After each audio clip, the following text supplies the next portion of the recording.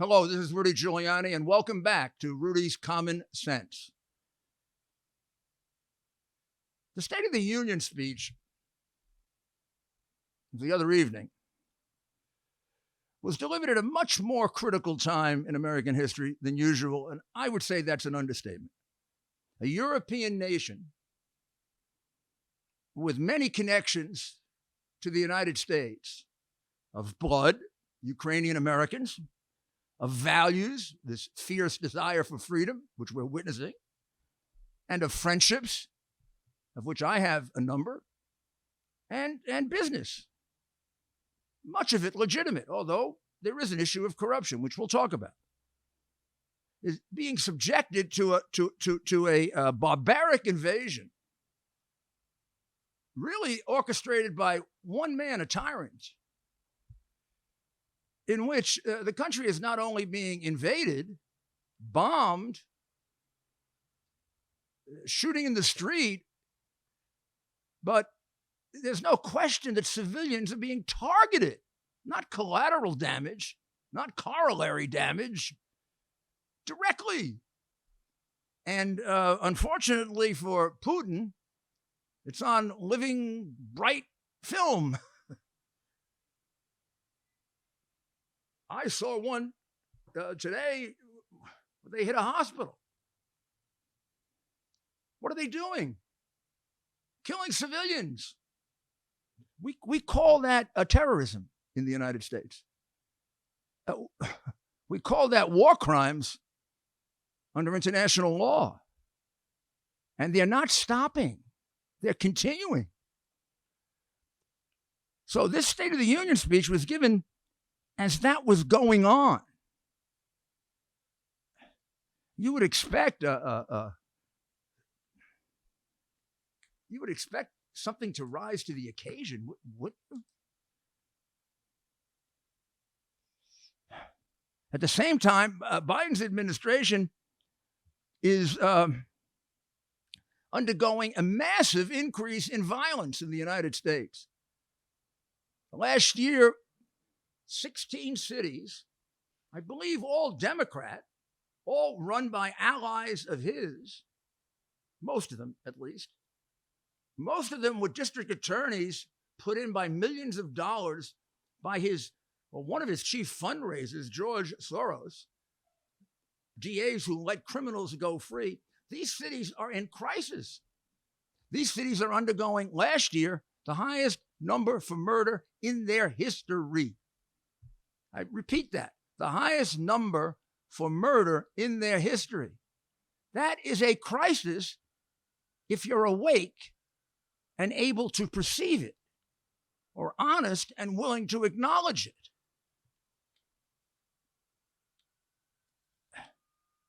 The speech did not appear as if it was being given in the wake of these crises. And the major burden of the murders in most of those cities are Black Americans who are large majority Democrats and who elected this man to be president. And he's letting them die in what are now record numbers without the slightest objection or intervention by Black Lives Matter. Obviously, most Black lives don't matter to the communists who run Black Lives Matter. To those of us where Black lives really matter, we're extremely concerned about this. And I dedicated a great deal of my mayoralty to reducing that murder rate in the Black community. And I did it more than any mayor in American history. So I am particularly alarmed by what I see and quite aware of the fact that when this happened before in America, it went on for 27 years. You have to nip this in the bud. Well, there's many more of those crises we're facing. Let me address the most imminent one now, because people are dying as we speak. And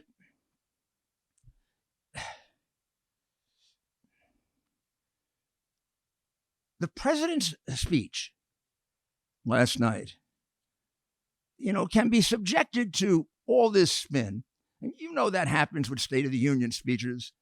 The Republicans get up and say he was brilliant, and the Democrats get up and say he was a fool, and then CNN and MSNBC, and I've been on those, defending speeches by Bush and defending speeches by Trump, or criticizing speeches by Obama. Usually it's politics as usual. We're not in a place where we can have politics as usual. And we got that last night from a lot of them. I mean, the greatest speech ever, the best speech he ever gave. It was inspiring. You know, our country is at a crossroads. We may be witnessing another Hitlerian attempt to take over Europe. This time, with Russia and Ukraine, the stalking horse, and China sitting there and wait to grab Taiwan. What I just said to you is not a fantasy. What I just said to you is a very viable hypothesis. We have a tendency in this country to make the same mistake over and over again. We were warned of Nazism, and Chamberlain ignored it, much like Biden is ignoring this, and only Churchill spoke up. It reminds me really of the difference between Zelensky and Biden. The president's speech, unfortunately, followed maybe a historic speech by the president of Ukraine, Mr. Zelensky, who delivered it, it appeared to me, in a place where his life was in jeopardy. And it was well thought out. It was powerful. It was measured. And if you didn't have goosebumps watching him, knowing his life was at risk and he's the top man they want to kill, then you don't have emotions.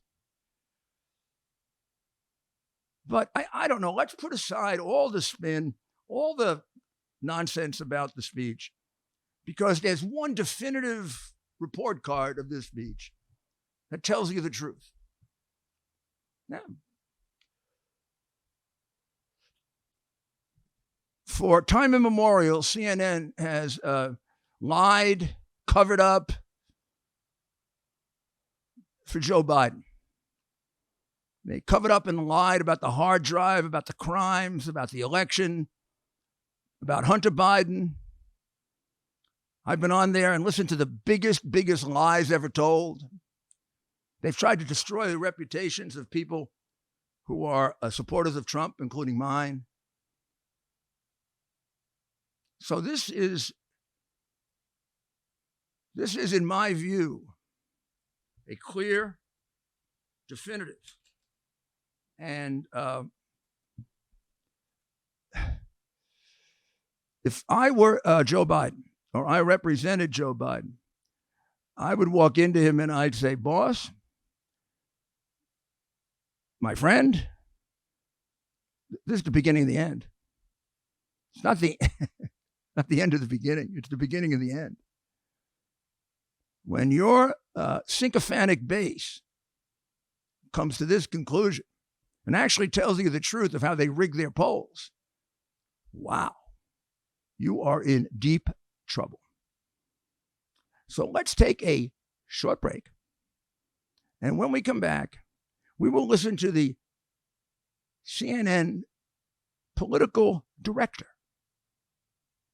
and his view of the speech based upon their democratically weighted poll. We'll be right back. Think your homeowner's insurance covers home title fraud? Think again. And neither does your common identity theft program. The FBI calls home title fraud one of the fastest growing crimes, which is why you need to go to HomeTitleLock.com, America's leader in home title protection. Here's the problem. The deed to your home is the only document that proves you own it. And the deeds to All of our homes now are online.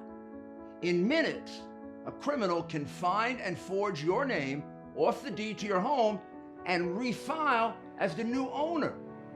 Like Jeff, who spent a fortune in legal fees after a thief forged himself onto the deed to Jeff's home and took out loans. Jeff didn't have home title lock then. He does now. Or Deborah, who thought our common identity theft service would protect her. Then a criminal got onto the deed to a home and had her evicted. Deborah has home title lock now. HomeTitleLock.com is your peace of mind, and the deed to your home is protected. Visit HomeTitleLock.com. HomeTitleLock.com. Welcome back. This is Rudy Giuliani again, and we're continue with our discussion of the State of the Union speech and the verdict delivered by his base, by his sycophantic, until now, corrupt, lying fans, CNN. This is the political director of CNN, possibly an hour or so after the speech, and describing the poll they had taken. I hope he still has his job. Please listen to it. That 41%, when you compare it to last year's speech that Joe Biden gave to a joint session of Congress, that's about 10 points lower on the very positive scale. 51% last year, you see 41% today. In fact, that 41% is the lowest very positive we've seen in about the last 15 years of instant polling after the State of the Union address. The lowest they've ever seen after 15 years of polling. And their lying commentators talked about what a great speech it was. And they probably didn't listen to the science. Just in case that's not enough, here's another indication from our friends at CNN. Oh my goodness, being honest for once, huh? This is another CNN correspondent. We've seen over the last year Joe Biden take a slide in the polls. There's no doubt about it. He obviously has been on the decline. There's nothing in this speech that suggests he turned that around. So, let's say very, very hypothetically, I was a political advisor. Oh, let's say this happened to my good friend Donald Trump when I was advising him. I would have the courage to go in and say, Mr. President, we got a real problem here. I will tell you a rule of politics that I have. It's when your base starts to turn on you, it's when you start to look for another profession. It's okay what your enemies say. I mean, you're never going to convince all of them, and you got to maybe take a few of them back. But my God, they're going to lie about you and cheat and do all kinds of things. And if it really bothers you, this isn't the thing you can do, and you can't help your country this way. But when the people that believe what you believe and the people that you believe in, if you really do have such beliefs, I doubt that Biden does. He's always been a chameleon. But when they start delivering results like this, you're at the end of the road. Unfortunately, he's the president during a critical time, and he's taken the country to the end of the road. And this is another indication of how this president is functioning and what it's saying to the world. This speech, beyond its inability to deal with the crises that this country faced, also demonstrated once again that this man is not competent to be president of the United States. And we're just avoiding it. We're see no evil, hear no evil, speak no evil, cover it up. And this from the point of view of Gavs, they painted it as, one of his better performances. And it was. They must have given him something. Even with that, he sounded like a meandering idiot. Again, just a short Just a short presentation of that, okay? So let's start with the first one, and then we'll repeat it so you get a sense of it. Here's the first one, not particularly noted by the sycophantic press. Putin may circle Kyiv with tanks, but he'll never gain the hearts and souls of the Iranian people. I don't know. You could say that's a mistake that could be made by anybody, except he makes it all the time. He doesn't know the name of his defense secretary. He's gotten countries confused constantly. He thought he was running for the Senate. Can't remember his Secretary of Defense's name. I mean, this is a pattern. I mean, I have doctors looking at this. I mean, I'm not just saying this because I want to be a problem. I'm saying this for the good of my country. For whatever reasons, he makes reckless decisions. People die as a result of it. People died in Afghanistan because he made decisions I don't believe any other president would have made. Removing the troops, leaving the civilians in a country with 4 massive terrorist groups that hate the United States. You just signed the death warrant of your citizens and then lying and leaving them behind. No president has ever done that. He did the same thing now in Ukraine. He's told the Americans, I'm not coming back to get you. Where does he come off saying that? Now, is this because he's generally dumb, has a dumb administration? Is it because he's mean and vicious? Is it because he's advised by anti-American people who are trying to destroy this country? Yeah, probably, some of them. Or is it because he's mentally defective? He sure sounds like he's mentally defective. Now, just in case you think that was the one isolated one, please, I mean, I don't want to be unfair to the guy. I really don't. But I care about my country. They don't. Let's listen to just a short little montage of his complete sort of mental infarts, mental breakdowns that should be of concern. I don't know if you can press the nuclear button. Putin may circle Kyiv with tanks, but he'll never gain the hearts and souls of the Iranian people. Preventing Russia's central bank from defending the Russian ruble.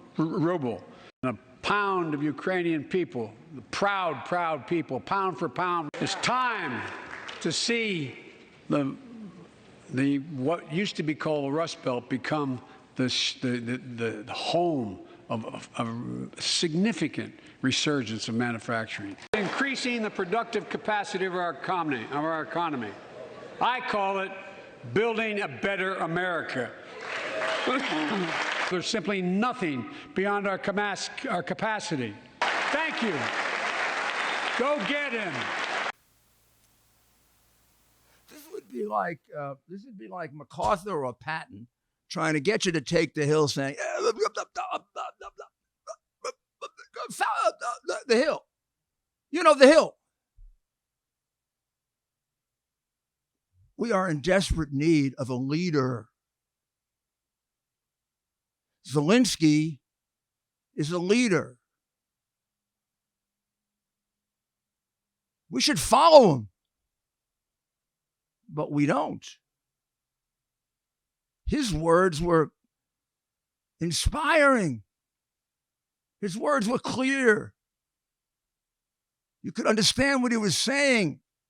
If you didn't feel emotion, there's something wrong with you. He's fighting for his country. He's fighting for freedom. We used to be the great city on the hill, the beacon of freedom for the world. We used to be, until this person became our president. Maybe that's why 65% of Americans, Republicans and Democrats, said this would not have happened under Donald Trump. For all their anger at his tweets, they know this would not have happened under Donald Trump. 64% of them. They know it wouldn't have happened. And by the way, there's every indication they're right. So that 64% is not idle speculation. I mean, let's look at the historical record. Under Bush, Putin took territory. Under Obama, Putin took a big chunk of Ukraine. And under Biden, it looks like he wants to destroy it. What did he do under Trump? I think the word is nada. Huh? Zero? Not yet? So, I don't know, just an exercise in logic. Of the four, who's he afraid of? Of the four, who is he the least likely to have colluded with to make him president? You get an idea of how phony, dishonest, and crooked the Democrats are who tried to pin that on him? You want to know why I'm so upset?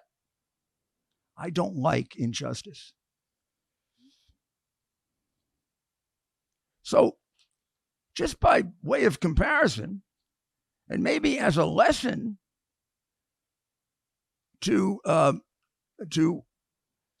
somebody that's around him and tells him what to do, let's listen when we come back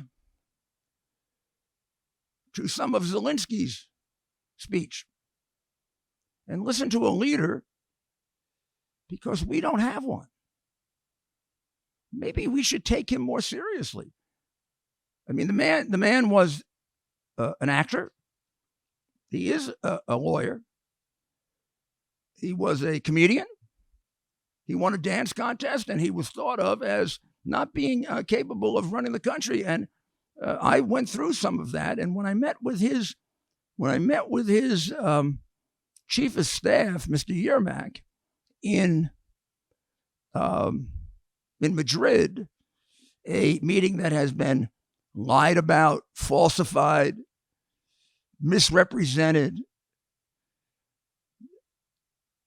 I came away with a hope, and I expressed it to the president. I don't mind telling you.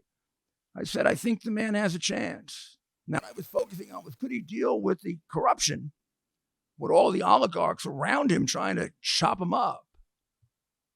And it seemed to me, I wasn't sure, it seemed to me, at least I was told the right things about it. I can't say that I saw this tremendous capacity for greatness, but thank God for the world, it's there. And when we come back, we'll listen to that, and then we'll take a look at, very quickly, what did the speech cover, what didn't it cover, and where we go from there. We'll be back in a moment. Not long ago, Mike Lindell, the inventor of MyPillow, and his team fit me for my very own MyPillow. They also introduced me to their wide assortment of other incredible products, like their mattress topper, their sheets, towels, slippers, and more. Sleep is incredibly important to me, and I can assume for all of you. It's time you give MyPillow a try and see for yourself. Listeners have helped build MyPillow into the incredible company it is today, and Mike Lindell wants to give back to all of you. You can get great discounts on MyPillow products by going to mypillow.com right now and seeing each of the specially priced items, including those in the radio listener special square. You're going to see rotational offers up to 66% off on products like their pillows, mattress topper, Giza sheets, but also new products like their slippers, weighted blankets, robes, and waffle blankets. All MyPillow products come with a 60-day money-back guarantee. Enter promo code RUDY for these great specials. That's mypillow.com and use the promo code RUDY. Welcome back to Rudy's Common Sense. And what we're discussing is a comparison of Zelensky's speech of several days ago, followed by Biden's meandering, whatever you call it. and I'll show you whatever you call it in a moment. But first, let's listen to how it should be done by a man who's taking on Churchillian qualities and growing in world estimation, as Biden takes on Neville Chamberlain qualities, what I'll describe to you if you don't know what that means, and is shrinking to the point where his own base is turning on him, as we pointed out. So let's listen to one or two excerpts from a man who's fighting for his country, fighting for freedom, fighting for his life and his family's, under a little more pressure than Biden. As far as a no-fly zone is concerned, it would have helped a lot. This is not about dragging NATO countries into war. The truth is, everyone has long since been dragged into war, and definitely not by Ukraine, but by Russia. That was a request for a no-fly zone, rejected because it might create a war. There is a war. He's appealing to the country that's the beacon of freedom to save people's lives. Do you know our failure to do this says that they can intimidate us anytime they want? You don't think Xi and Putin, you don't think he's doing this because he marks Biden as a patsy? As he did Obama, as he did Bush. And as he didn't do Trump, nor would he have Reagan, or me, or anybody who had internal fortitude enough to understand the meaning of this country and the meaning of freedom and the fact that you stop bullies on day one. Go back to my book, Leadership. It has a chapter called Stand Up to Bullies. And you will see I am not telling you idle words. Let's listen to another excerpt here. And from Mr. Zelensky. I talked to President Biden many times. I am very grateful to him for all the opportunities and the support, but they did not hear me. I told them that Ukraine will fight more than anyone else, but we, just by ourselves, left alone against Russia, we simply cannot manage. All right, so let's cut out the garbage. We're helping Ukraine? That comes from the horse's mouth. They didn't listen. Who didn't listen? Biden. Who didn't listen? The United States of America. You and me. Who let him down? The United States of America. You and me. He doesn't have ammunition. Why don't we fly it to him now?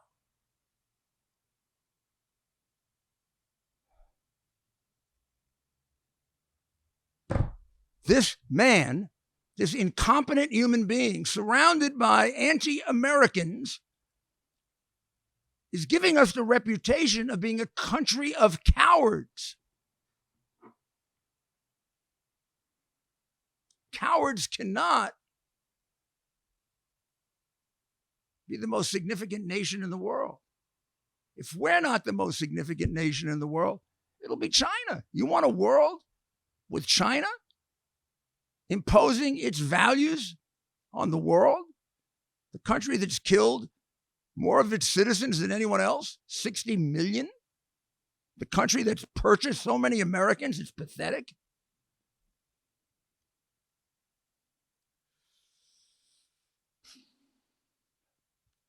So let's listen to one more. This is terror against the city. This is terror against Kharkiv, terror against Ukraine. There were no military targets on the square, just like there aren't any in the residential areas of Kharkiv that is being attacked by artillery fire. The rocket on the square is open in plain sight terror. It will not be forgiven, it will not be forgotten. The strike on Kharkiv is a war crime.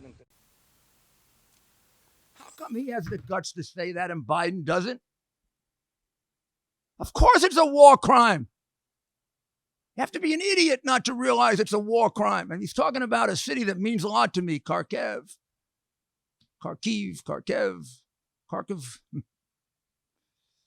Wonderful city, wonderful people. They're Russians. Ukrainian Russian. Talking about the city of Kharkiv, which I think I know not as well as New York, but I know most of the streets of it because I designed an emergency management center for it. How is it that he's got the guts to call him out as a war criminal and we don't?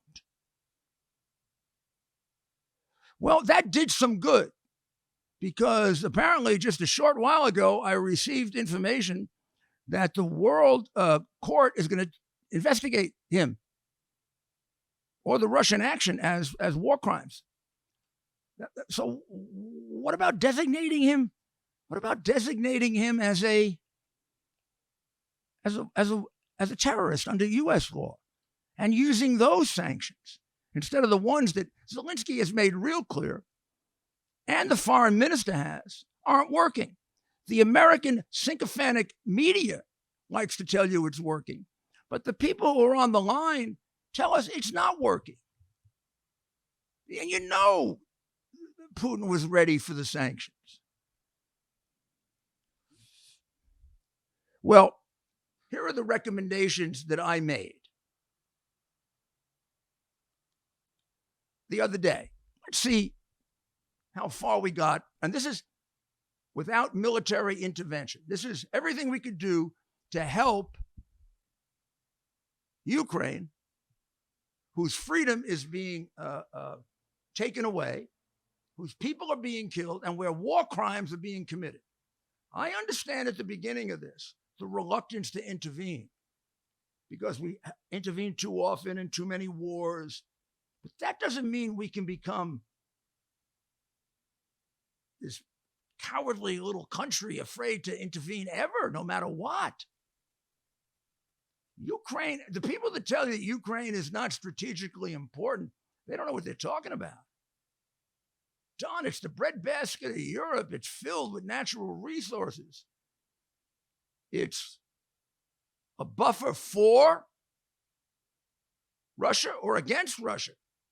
Makes a big difference in a country that possibly is aligned with China to make China the number one country on earth. You cannot discount the fact that this is a stalking horse for China taking Taiwan. So let's look at what he's done that I recommended, short of, I can't imagine he'd have the courage to intervene. And he'd probably do it wrong anyway. Number one, stop buying oil from Russia. He's buying oil from Russia. He's buying oil from Russia because he created the situation to buy oil from Russia. So we should reopen the Keystone Pipeline, which would mean he wouldn't have to buy oil from Russia. We'd make money. We'd deprive them of money.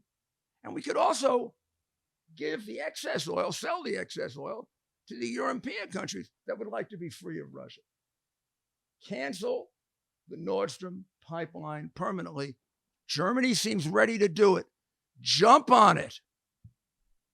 What are you waiting for?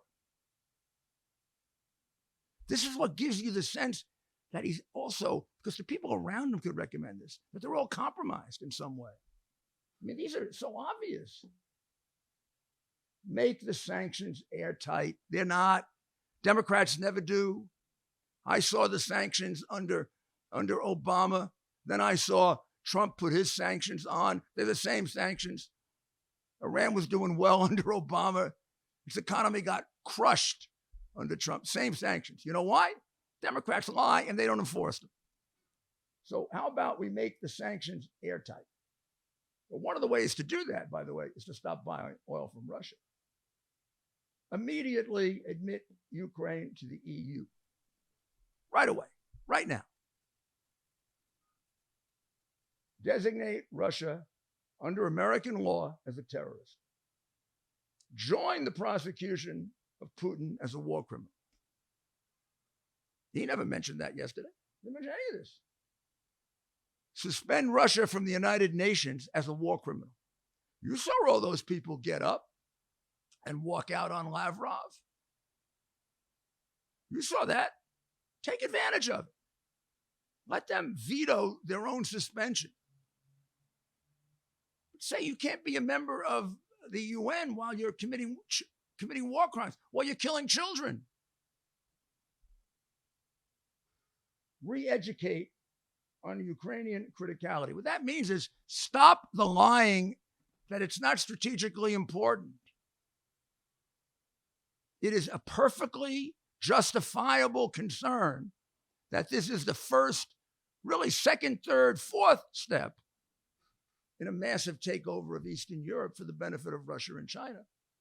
And as I said, and as a test for China as to what they can expect when they take Taiwan, and who knows how much more of Asia. Help Ukraine just short of intervention. If you can't militarily intervene with troops, you sure as hell can send ammunition, you can send arms. They don't have enough guns, and then a lot of them don't have ammunition for the guns. They want to defend themselves. Help them defend themselves.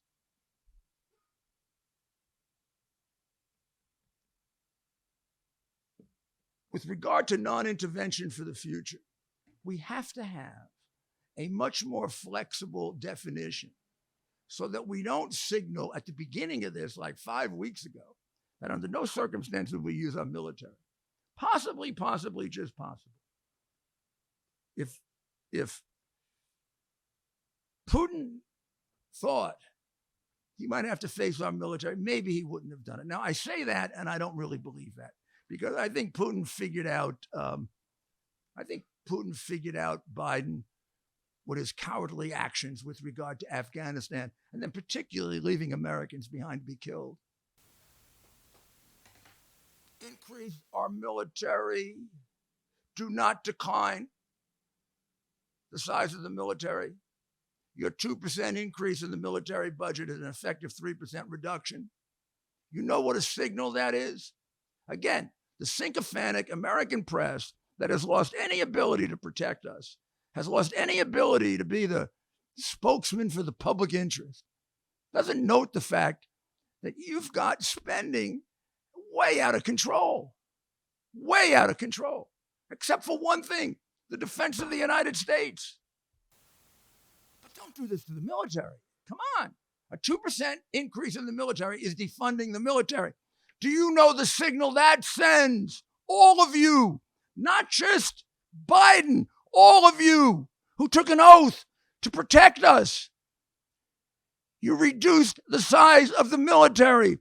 China's Navy is almost, if not the equal of ours. Change that. If you love our country, change it. If you care about our survival as the strongest nation on earth, become Ronald Reagan. Build our military so strong that we'll never have to use it because nobody will test it. And let them know you've got the courage to use it. Doesn't do any good to have it and not be able to use it if you have to. Life is not without risk. When you are unwilling to take risk, tyrants take advantage of you. Please read Stand Up to Bullies. It might give you some wisdom. 50% increase. I also would recommend a 50% increase in the commitments to NATO by all countries.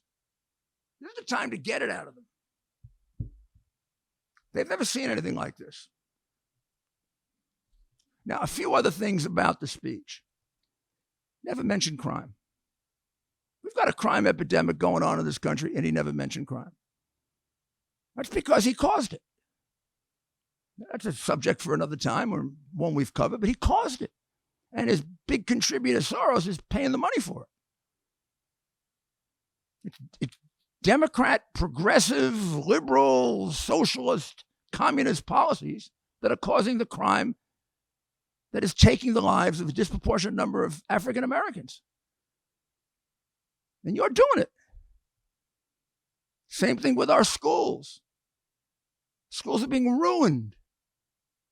Every year, our test scores go down. Every year, other countries educate their children better.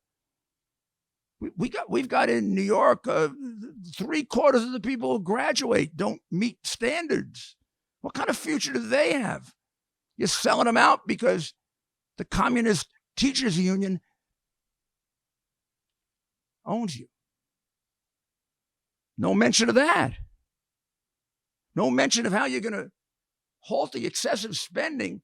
That's the reason for inflation. Never mentioned China.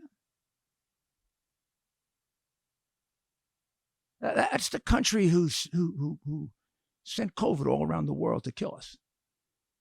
You know, the one you've been lying about with the laboratory, and the one that gave you bare minimum, documented by the Schweiker book recently, documented by the Schweiker book. Go look at the documents that documented by the Schweiker book gave your family of 13 to 14 million bare minimum, of which you got about 50%.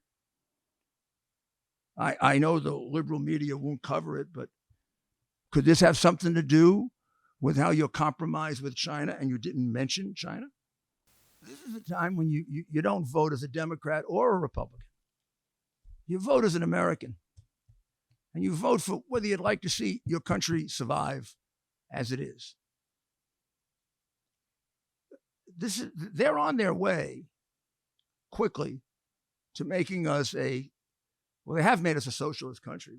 When you look at the distribution of wealth, you look at 60% plus don't pay taxes, the dependency already created and the dependency he wants to create, the fact that there are more jobs than people taking them because they make more money for not working, the infiltration of our school system and the deterioration of our education, the destruction of our heroes and our history, the gross misrepresentations about our history, and the false attacks they make on their enemies.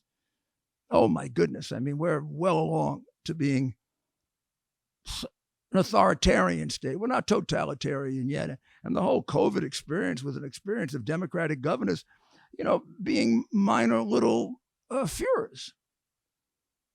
Mandate, dictate, mandate, dictate, never persuade. 50 years of Democrats in Chicago, and people are being murdered there like it's a war zone. And no mention of the invasion of the United States at the southern border. That's created a record number of deaths of fentanyl. We will be back with another Rudy's Common Sense very, very shortly. And I think the need for us, for me and for you, in getting out the truth has become greater and greater. So I would ask you to tell your friends and relatives and everyone else to pay attention to Rudy's Common Sense, because I'm going to give you the information critical to your survival that you're not getting from the crooked media, crooked Democratic Party. Thank you. Let's all pray for the good people of Ukraine, some of whom are going to die tonight just because they want to live a free life. If there's corruption in Ukraine, and there surely is, and no one knows it better than I do, like other countries, even though it may be more, it certainly doesn't affect most of the people of Ukraine. Most of them are God-fearing, educated, good people who have made fine Americans. They're like you are. They have your values. We can't let them get slaughtered. Not if we want to remain the beacon of hope, or John Winthrop's or Ronald Reagan's great city on the hill. I want us to be that. I want us to be that for my son Andrew, and for my daughter Caroline, and for my granddaughter Grace, and my daughter-in-law Z, who comes from Lithuania originally. I want that for you and for your children. I want us to pass on a better America, don't you? God bless America. We'll be back very shortly.